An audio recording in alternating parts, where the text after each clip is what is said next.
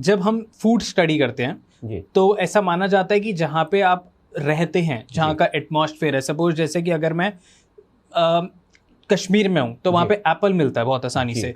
अगर मैं south India में हूँ तो वहाँ पे कोकोनट वाटर मिलता है, तो कोकोनट से रिलेटेड चीज़ें। अब अगर मैं कश्मीर में ठंडा ठंडा कोकोनट वाटर पी रहा हूँ तो मेरी तबीयत खराब होगी। ओके और अगर मैं वहाँ पे एप्पल कंज्यूम ज़्यादा कर रहा हूँ तो भी डिसबैलेंस होगा।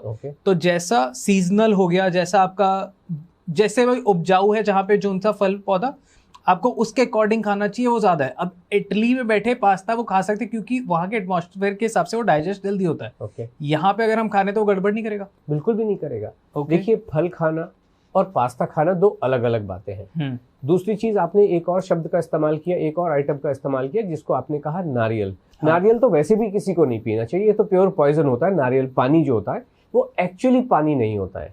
ओके, वो दिख सकता है पानी जैसा। अभी आपने सुना होगा सीता माता का हरण हुआ। आज मैंने 2 नारियल पानी पिया है। बिल्कुल भी नहीं पीना चाहिए। Okay, and why? मैं आपको बताता हूँ। सीता माता का जब हरण हुआ तो जो हमारा रावण जी थे वो साधु के रूप में आए या रावण के रूप में आए? साधु। क्यों? रावण के रूप में क्यों नहीं आए? छलना था। छल करना था। वो जो हिरण आया, वो जो राक्षस आया, वो सोने के हिरण के रूप में आया क्योंकि छल करना था। आप उनके साथ कुछ कल्याण, उनका कुछ मतलब आप जो कहें कल्याण करना था या सत्यानाश करना था, राम परिवार का गड़बड़ करना था। इसलिए जब किसी को गड़बड़ करनी होती वो सीधे रूप में नहीं आता है, गोल गोल घुमा के रूप में आता है। इसी तरीके से नारियल का पानी पानी के रूप में आता है। आप मुझे बताइए कि आपने नल में से, टैप में से जो म्युनिसिपल पानी है उसको एक कटोरे में लिया, भगोने में लिया और उसको गर्म किया, नीचे तेल बचेगा क्या? नहीं बचेगा। क्या बचेगा? कुछ भी नहीं बचेगा। पानी भाप बन के उड़ जाएगा। जो ये पानी है, नारियल को अगर आप लगा रहने दें और पानी जब उसमें से उड़ जाता है फाइनली, तो वो खोपरा बनता है, उसका तेल आपने देखा होगा ना, कोकोनट जो आता है नारियल ही बन जाता है। नारियल ही बन जाता है। मतलब कुछ कहीं जगह उसको खोपरा कहा जाता है, जो सूखा हुआ नारियल होता है, खोका है ना। हाँ, यहाँ पे खोका कहते हैं नारियल का खोका। उसमें से तेल निकलता है ना। तो इसका क्या मतलब हुआ कि वो तेल है लेकिन आपको छल रहा है पानी की शक्ल दिखा के। और जो लोग उसको, और आप ये भी समझ सकते हैं वरुण जी, क्या आप पानी में तेल को घोल सकते हो? नहीं घुलता है, लेयर अलग बन जाएंगी। लेकिन अगर आप उसमें कुछ XYZ केमिकल डालें तो वो एक यूनिफॉर्म होमोजीनियस मिक्सचर बन सकता है ना। जैसे इसको ऐसे कहें कि नींबू में पानी में शहद भी थोड़ा मुश्किल से घुलता है, लेकिन अगर आप उसमें नींबू डाल दो ना तो बड़ी आसानी से घुल जाता है। यानी कि इसके अंदर ऐसे अननोन केमिकल्स हैं, और आपने देखा भी होगा कि इन पेशेंट के लिए ठीक नहीं है, उनके लिए ठीक नहीं है। जो किडनी पेशेंट के लिए अगर नारियल पानी उचित नहीं है तो अच्छी किडनी वाला उसको पी के क्यों खराब करे? और इसका मतलब उसके अंदर डेफिनेटली ऐसे केमिकल्स होते हैं और केमिकल से भरपूर होता है जो स्वास्थ्य के लिए बिल्कुल खराब होता है। बिल्कुल भी नहीं। पानी पीना तो पानी पी लो ना, नारियल पानी क्यों पीना है? तो इसलिए ये तो पहली बात तो ये हो गई कि आपको बिल्कुल भी पीना नहीं होता। दूसरी आपने कही सीजनल और रीजनल की बात की, ये किसी समय रेलेवेंट हो सकती थी।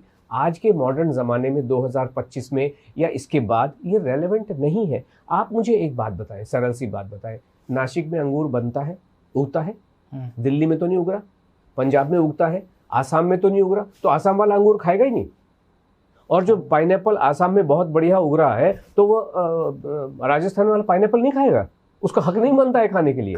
किसी ज़माने में ये डिफ़िकल्ट हो सकता था, क्योंकि अगर इसको ट्रांसपोर्ट करें, मान लीजिए पाइनएप्पल को आसाम से ट्रांसफर करते हैं जैसलमेर में, वो बैलगाड़ी में ठुकुर ठुकुर सड़ सकता है, सड़ने की पॉसिबिलिटीज पूरी। लेकिन आज तो कोई रेलेवेंस नहीं है, सुबह चलता है वहां से शाम तक यहाँ पे आपको मिल जाता है, आप काटिए और खा लीजिए। कहाँ प्रॉब्लम कहाँ है? यू मीन टू से कि उसकी फ्रेशनेस बरकरार रहती है, सब कुछ बरकरार रहता है, उसकी नरिशमेंट उसका बरकरार रहता है। इसका कोई भी, इसलिए हम जैसे सिंगापुर का जो फ्रूट आता है, ड्रैगन फ्रूट है, वो भी आप खा रहे हो, कहीं का आप कुछ इस तरीके के फ्रूट खा ही रहे हैं, तो क्यों नहीं खाएंगे? ये सब जो चीजें हैं। दूसरा क्या होता है कि जो लोकल होता है थोड़ा सस्ता मिल जाता है, इसलिए लोग प्रेरित करते हैं, इंस्पायर करते हैं कि आप खा लीजिए इसको। जैसे मैं इसको बताता हूँ, नोएडा में जैसे एक एवोकाडो है वो 280 रुपए का एक पीस मिलता है, बॉम्बे में 180 का एक पीस मिलता है। लेकिन तंजानिया में यही एवोकाडो 50 रुपए किलो मिलता है। इंडिया में जब आप देखें, जब खरबूजे का सीजन है, आजकल के जमाने में भी बॉम्बे में इस समय 30 से 50 रुपए किलो खरबूजा मिलता है। यही खरबूजा तंजानिया में 500 रुपए किलो मिलता है। तो भाई वहां पे तुम एवोकाडो खा लो, यहाँ वालों को हम कहते हैं तुम खरबूजा खा लो। ये तो है। आई वॉज इन जर्मनी और मेरा आम खाने का मन हुआ, आम थे जी, और वहाँ पे हम लोग उसमें यूरोज में दे रहे थे तो इतना फर्क नहीं पता लगता। बाद में जब मैंने कैलकुलेट किया तो पता लगा मैंने 650 का एक आम खरीद के खाया। Exactly, that's what is happening. Indonesia से जो हमारे पार्टिसिपेंट ज्वाइन करते हैं वो कहते हैं यहाँ तो 12 महीने मैंगो मिलता है, तो वो क्या नहीं खाएगा। अभी मैं एक बात बताऊं आपको, एक मई के महीने में मेरा एक फ्रेंड जयपुर से आया, अजमेर से आया। हमने कहा चलो खाना खाएंगे तो चलो तेरी पसंद की सब्जी लेके आते हैं, क्योंकि बॉम्बे में हर थोड़ी दूर ऐसा नहीं मार्केट नहीं होते हैं, कहीं से भी आप खरीद लो।